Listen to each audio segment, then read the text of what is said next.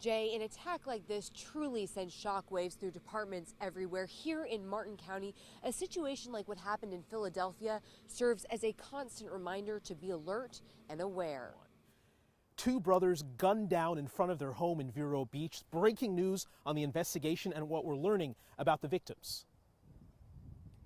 Jay, Ashley, tonight attorneys told local immigrants that, documented or not, they have rights. If Immigration Customs Enforcement comes knocking on their door, this card is all they need. It tells them. Again, that boat is on its way back here to South Florida, should be here in mid-May. Now, there were some personal items on that boat, such as some fishing rods, some tackle boxes. Those are going to be returned to both families. Reporting live tonight in Jupiter, Alex Hagan, WPTV News Channel 5. And travelers hoping to get home, like the woman you just heard from, have no choice but to stick it out until flights resume.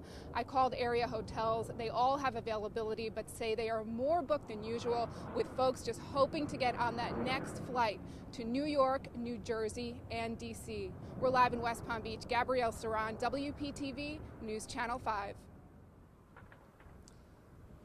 And the health department is saying you could get sick if you drink the water or come into contact with it. The symptoms range from stomach issues to skin rashes. Now, what is causing these high levels of bacteria? Well, it depends on who you ask. And coming up all new at 5:30, we're going to take a look at that. For now, reporting in St. Lucie County for the Now South Florida, I'm Melissa Hyman. The match is being held at Valiente. That's a private polo farm here in Wellington. But people in the equestrian business are all coming together from across Wellington to make the match happen.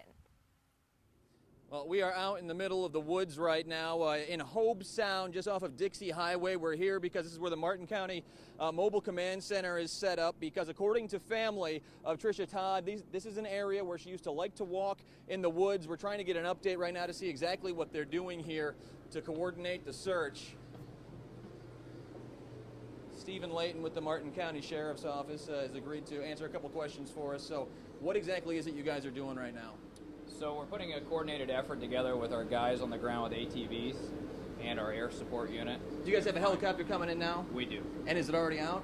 It is up in the air. Using the night vision camera or the heat-seeking camera? That is correct. It's called a FLIR system. FLIR system, of course. And you have several ATV units on the ground right now? We do. We have a total of 6 units on the beaches, as well as the tracks from Cove Road all the way to Hobe Sound. Okay, and you guys are going to be doing this through the night or until you find Trisha Todd? That is correct.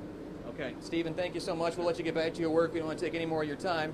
Once again, what he just said is that they are going to be searching for Trisha Todd through the night tonight and through the day tomorrow unless they find her. Of course, we will keep you on top of all the latest developments. But for now, we're live in Hobe Sound. I'm Jared Worksma for WPTV News Channel 5.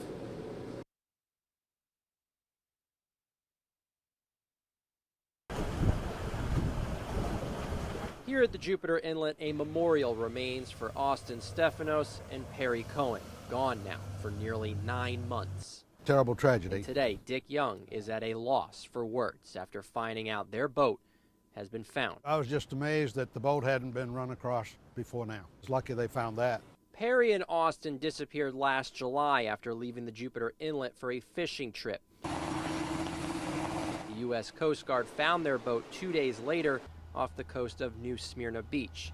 When they went to retrieve the vessel, it was gone. The search was called off a week after they disappeared, after covering nearly 50,000 square miles along a stretch extending from the shore of Jupiter to South Carolina. Just last month, a Norwegian supply boat found the vessel 100 miles off the coast of Bermuda, identified by a serial number. The boat carrying several personal items, including Austin's iPhone.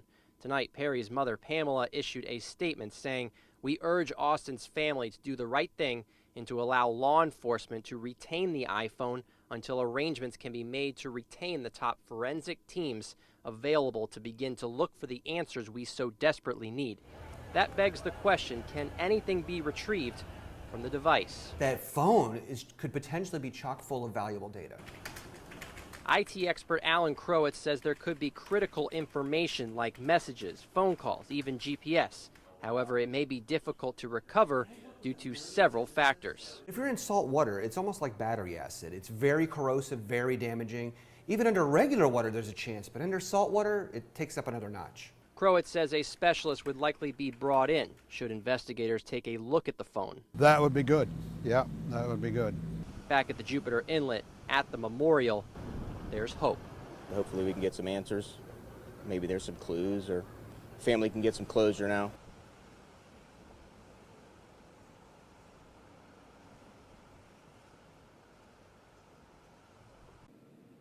Some people watch life pass them by, but not Bill Moore. Not at age 107. He's too busy enjoying the ride. It's a ride, Special Deputy. Martin County Sheriff William Snyder met Bill Moore at a local restaurant a few months ago. Now here's Bill hitching a patrol car ride. No, don't worry. I got all my life insurance paid up. The sheriff and the World War II combat veteran who spends his winters in Port St. Lucie became buddies right away. He came from a day and age and a generation where self-sacrifice was second nature. Sheriff Snyder figured a special salute was the least he could do. I do solemnly swear. I do solemnly swear. Bill's daughter, Jody, helped, and a room full of sheriff's office staff and deputies watched as this centenarian got new marching orders. I accept you as a special honorary deputy with the Martin County Sheriff's Office. The special deputy flashed a huge grin, a shiny badge, and a quick wit. Now where's my six-shooter? The sheriff says you may have to negotiate the 6-shooter. Think about it. Bill was born in Philadelphia in 1908. Teddy Roosevelt was president. In World War II Europe, he served as an Army mortar sergeant. His 157th Infantry Regiment helped liberate the Dachau concentration camp. Do you consider yourself a hero? No, I don't. The boys that gave their life, they're the heroes. They lined up here in awe, really, to meet this veteran. I'm a former Marine myself, and to know that there's somebody of that age that sacrificed all he sacrificed, seen everything he's seen, it's incredible. 107 years of living takes its toll, of course, but Bill's patriotism has never dulled. America is the greatest country in the world. Bill, safe to say, captivates everyone he meets. Remember, you're my deputy. And Sheriff Snyder will always remember one thing in particular that Bill said with quiet modesty. The thing he said that I will never forget is in all that fighting, he did a lot of running, but he never ran backwards. That's true American hero. Okay, I'll be right back. Ask any nurse and the motivation is the same. I really wanted to help people in a very tangible way, in a way that I could see a difference. And what is she getting for pain? Annalise Evans admits being a nurse is rewarding, but can be taxing. It's hard work, especially at a hospital. You have to deal with all sorts of things. The newest thing on that list, a nursing shortage across the state. I've been in nursing a long time, I said, and I've seen, we have cycles how this happens. This one's come on kind of quickly. Steve Seeley, Chief Nursing Officer at Jupiter Medical Center, says several factors are to blame for this recent shortage, from nurses retiring or relocating to the improving economy. Their spouses lose their jobs when the economy's bad and tend to go back into the workforce a little bit more. To gain benefits, things like that. When the economy becomes good, well, that all shifts the other way, and the nurses then can sort of back off, spend more time with their families. The Florida Center for Nursing says in hospitals alone, the number of registered nurse jobs has increased by almost 3,400 since 2013. In total, there are more than 12,000 openings statewide. Adding to that concern, almost 10,000 nursing positions are expected to be created this year. I know the other floors in the hospital are having a tough time filling in several positions. In the long run, it could impact the quality of care you receive at hospitals across the state. We all need the registered nurses, so everybody's sort of fighting for that same limited pool of people. Jupiter Medical Center is trying to get a leg up on that fight. Aside from incentives, the hospital created a nurse residency program for new graduates. The goal is to get new nurses, keep them, and let them work in different areas of the hospital. Why not give people those experiences within your organization? Because I think that helps build some loyalty to your organization. It's working for Jupiter Medical, with more nurses staying. How's your pain? About 4 right now. Shortage or no shortage, Annalise says she will continue to do what she knows best. They sometimes feel like no one is there for them. They really appreciate every single thing that you do. In Jupiter, Jason Hackett, WPTV News Channel 5. A chunk of the side of this downtown apartment building is missing. Bricks falling into the road and right into this law office. Check out these pictures from inside. Lawyers working when they say the bricks came falling right through the roof. 4 people went to the hospital with minor injuries, but almost 100 people won't be able to go home inside their apartment building for at least 3 days, city leaders say. They're concerned the wall and other parts of the building could fall, and they want to check the entire building out before letting people go back inside. At this point, we are not allowing entry into either one of the buildings. So any residents that have been displaced are going to be handled by other agencies. The fire department is standing by. We have the streets blocked off.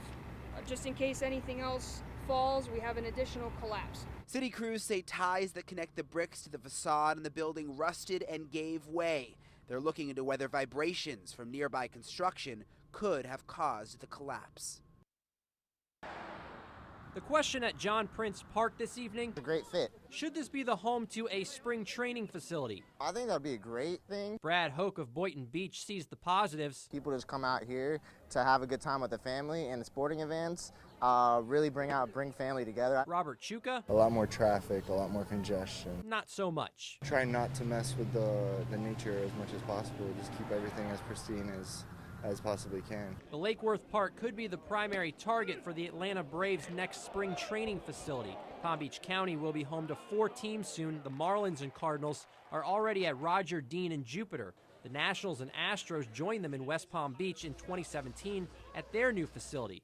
The Mets are also nearby up in Port St. Lucie. Getting a 6th team within the area would tee us up. Palm Beach County Vice Mayor Hal Valashay doesn't want to swing and miss on another opportunity, hosting Braves executives this past week. The key question is payment. Valashay says bed tax revenue is a possibility. Which is paid not really by local taxpayers, it's paid by tourists. He says John Prince Park is the front runner for a possible site. As for park goers today, easier access for me to go to games. Hope they do it right. 2 sides to this debate. Alex Hagan, WPTV News Channel 5.